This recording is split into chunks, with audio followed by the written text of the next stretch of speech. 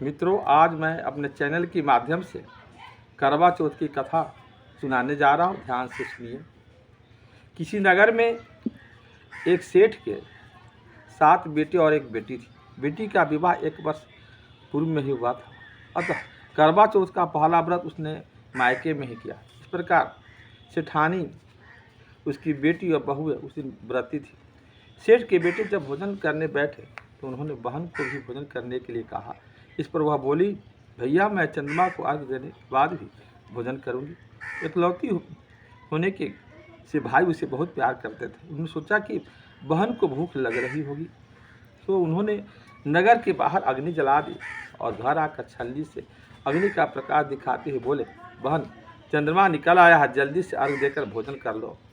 बहन ने अपनी भाभियों से भी कहा कि चलो चंद्रमा का अर्घ दे दे। उसकी भाभी अपनी पतियों की करतूतों को जान गई थी।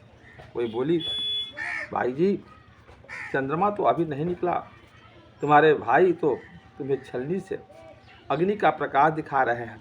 लेकिन उसने भाभियों की बात को अनसुना करके उस प्रकाश को ही अर्घ देकर झटपट भोजन कर लिया। इससे गणेश जी उससे अप्रसन्न हो गए। फलस्वरूप उसका पति बीमार हो गया। बीमारी ऐसी थी कि ठीक होने का नाम ही नहीं ले रही थी। इस प्रकार 1 वर्ष का समय उसने बड़े कष्ट से व्यतीत किया।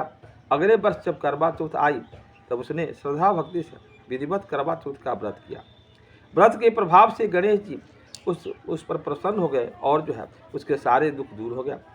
अब पति भी स्वस्थ हो चुका था और धन धान्य भी दिन दूनी और रात चौगुनी वृद्धि होने लगी थी। एक अन्य कथा के अनुसार जब पांडवों पर विपदा पड़ी तब श्री कृष्ण के कहने पर द्रौपदी ने भी इस व्रत को किया था। इस तरह एक बार पार्वती ने जब महादेव जी से कष्ट निवारण का कोई उपाय पूछा तब उन्होंने भी करवा चौथ के व्रत को विघ्नों का नाश करने वाला बताया था।